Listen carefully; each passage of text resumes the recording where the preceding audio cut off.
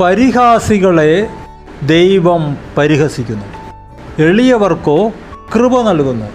യേശു കർത്താവ് തൻ്റെ പീഡാസഹനത്തെക്കുറിച്ച് മുൻകൂർ പറയുമ്പോൾ ഉപദ്രവിക്കുന്നതും കഷ്ടപ്പെടുത്തുന്നതും എല്ലാം പറയുന്ന കൂട്ടത്തിൽ, ക്രൂശിൽ തറയ്ക്കുന്നതിനെക്കുറിച്ച് പറയുന്ന കൂട്ടത്തിൽ പറയുന്നൊരു കാര്യമാണ്, മനുഷ്യപുത്രനെ അവർ പരിഹസിക്കും, തുപ്പും. പരിഹാസമെന്ന് പറയുന്നത് വലിയൊരു ആക്രമണമാണ്. ശരീരത്തിൻ്റെ പുറത്ത് വരുന്ന മുറിവ് എത്ര വേദനാജനകമാണ്. പ്രത്യേകിച്ച് ചില തലയ്ക്ക് അതുപോലുള്ള ചില ഭാഗങ്ങളിലേക്ക് മുറിവേറ്റാൽ കടുത്ത വേദനയാണ്. പക്ഷേ നമുക്ക് മരുന്ന് ഇടാൻ പറ്റും, ഇഞ്ചക്ഷൻ എടുക്കാൻ പറ്റും, ആർക്കെങ്കിലും നമ്മളെ ഒന്ന് വീശിത്തന്ന് ആശ്വസിപ്പിക്കാൻ പറ്റും. പക്ഷെ മനസ്സിനേറ്റ മുറിവിന് എന്ത് മരുന്നിടും? മനസ്സിനെ ആൾക്കാൽ മുറിവേൽപ്പിക്കുന്നതിനെയാണ് പരിഹാസമെന്ന് പറയുന്നത്.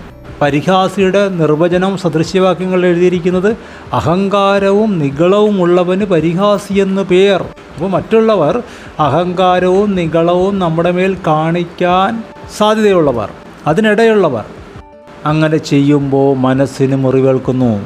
ആ മുറിവണക്കാൻ മാർഗമില്ല, മരുന്നില്ല. എന്തു ചെയ്യും? അവിടെയാണ് ദൈവത്തിൻ്റെ കൃപ ഒരു മനുഷ്യനെ ആശ്വസിപ്പിക്കുന്നു. പരിഹസിച്ചവരെ ദൈവം പരിഹസിക്കും എന്ന് നമ്മൾ വിശ്വസിക്കണം. കാരണം ദൈവം അത് ചെയ്യുന്നു. യജമാനന്മാരെ, നിങ്ങൾക്കും സ്വർഗത്തിലൊരു യജമാനനുണ്ടെന്ന് ഓർക്കണമെന്ന് പരിശുദ്ധാത്മാവ് യജമാനന്മാരെ ഓർപ്പിക്കുന്നു. എളിയവർക്ക് കൃപ നൽകുന്നു. ആ കൃപയാൽ മനസ്സിനേറ്റ മുറിവുകളെ സൗഖ്യമാക്കുന്നു, ആശ്വസിപ്പിക്കുന്നു.